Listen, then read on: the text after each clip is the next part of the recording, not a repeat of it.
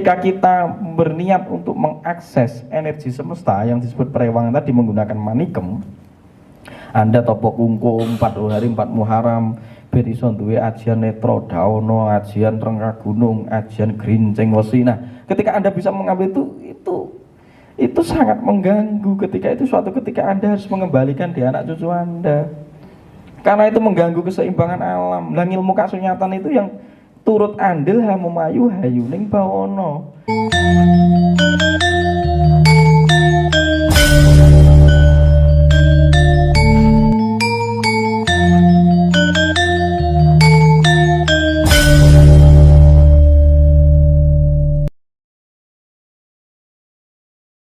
Akan mengajak Anda, dan bukan berarti posisi saya yang paling bisa membuka itu, bukan posisi saya sebagai guru, saya hanya fasilitator, fasilitas. Ibarat Anda di sini, saya adalah buku yang Anda bawa, tolong saya juga ikut dijaga. Tolong jangan terlalu melekat terhadap saya. Maka saya sering bilang, saya menipu Anda. Seringkali guru kejatuhan karena muridnya yang terlalu melekati. Saya manusia biasa, tidak punya apa-apa saja. Dan kebetulan ketika saya bisa berkomunikasi, karena ini juga ada Anda. Kalau tidak ada Anda seperti ini, saya tidak bisa mengatakan hal seperti ini, tidak bisa menyadarkan seperti ini. Saya hanya membantu berkomunikasi Anda dengan diri Anda. Tapi bukan berarti saya yang paling benar, saya yang paling unggul, bukan. Karena saya tidak ada, ingsun sejatine ora ono. Saya itu tidak ada.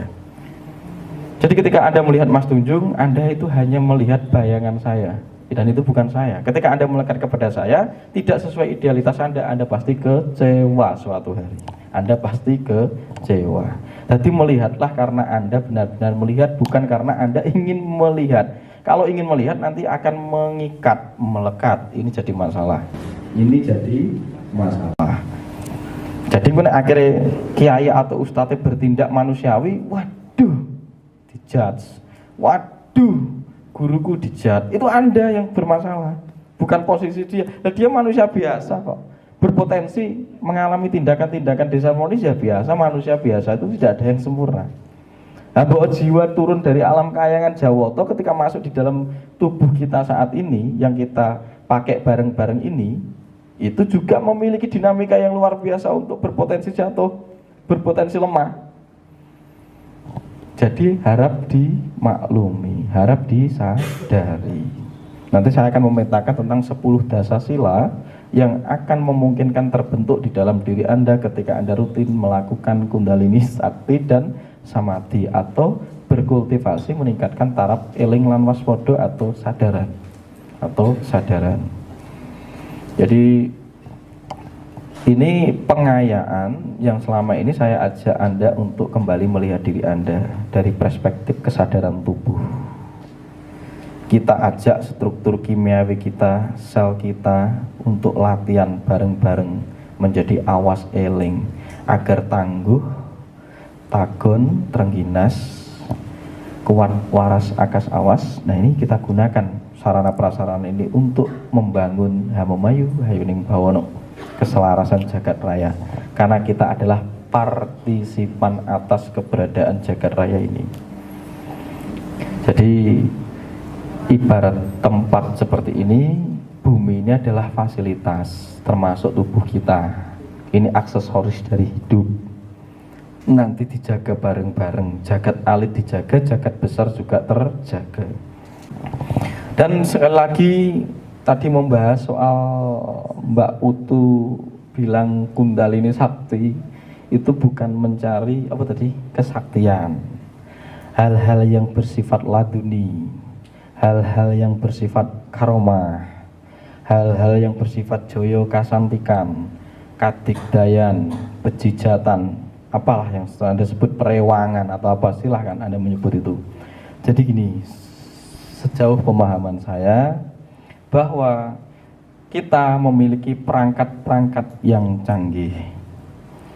Jadi kita ini memiliki manikem yang ada di otak, sama rasa sejati atau cakra jantung. Kedua lokus ini atau di dalam pineal gland ini sangat luar biasa.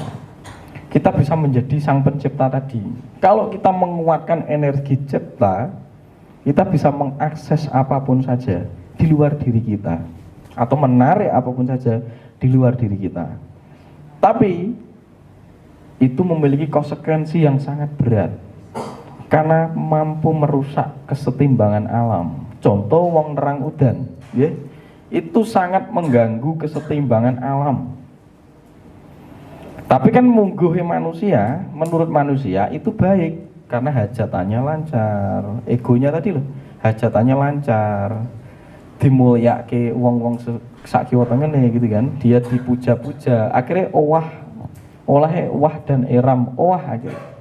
Dan itu dalam jangka panjang sing nerang karo sing duwe hajatan itu pasti segera mengalami utang. Balekke itu semesta. Kamu minjam energi untuk kesetimbangan alam dan kamu mengganggu proses.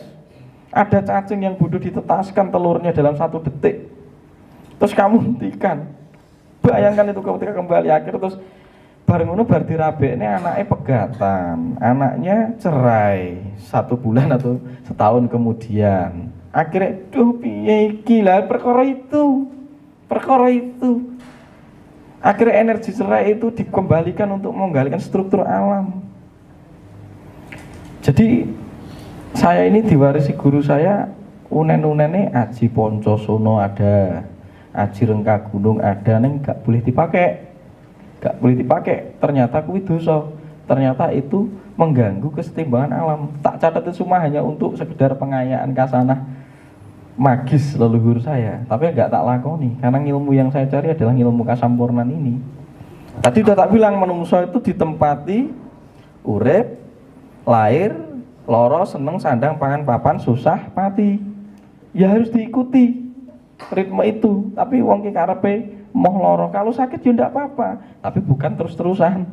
Karena memang itu kita kenggonan loro. Sanggeming urip itu pakaiannya hidup, wajibnya hidup itu ditempati sakit. Ketika kita sakit berarti semesta meminjam energi kita untuk merestrukturisasi dirinya agar kembali kepada kesetimbangan. Neng kita kan kadang ngeyel. Jadi nerimo dulu nggih di sakit itu. Yang tadi saya bahas bahwa Anda mendesain sakit itu sakit yang terus-terusan. Semesta juga nggak menghendaki Anda sakit terus-terusan. Karena sakit itu adalah bahasa kita. Kita dididik sama semesta, disebut panalongso. Tapi nek sing konsisten itu jenenge nelongso. Nelongso itu konsisten. Kalau panalangsa itu dilakukan dalam rentan waktu tertentu, topo ngebleng 7 dino gitu misal. Karena kita merasa sadar aku harus nyakit dulu. Untuk apa? Untuk meminjam sesuatu atau meminjamkan sesuatu kepada semesta. Impal balik Anda diberi keseimbangan tubuh Anda, kesadaran Anda, akhirnya waskito, misalnya begitu. Tapi ketika kita berniat untuk mengakses energi semesta yang disebut perewangan tadi menggunakan manikem, Anda topo kungkum 4 hari 4 Muharram, ben iso duwe ajian netro daono, ajian rengka gunung, ajian grinceng wesi. Nah, ketika Anda bisa mengambil itu sangat mengganggu. Ketika itu suatu ketika Anda harus mengembalikan di anak cucu Anda, karena itu mengganggu keseimbangan alam. Dan ilmu kasunyatan itu yang turut andil hamumayu hayuning bawono, turut andil menyelaraskan dan menyeimbangkan alam. Lah kok malah alam yang mbok ganggu? Lah padahal alam itu adalah dibutuhkan untuk kelangsungan kita hanya tepi laku atau urip ini. Kok dijupui, gamane disedoti lak gempa bumi, lah itu dipripes sama leluhur kita kok.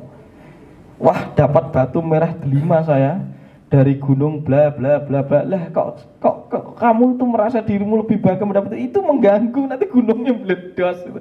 Karena itu sudah ditantu sama leluhur kita. Itu dijaga untuk mengunci karena kita berdiri di atas cincin api bangsa kita ini.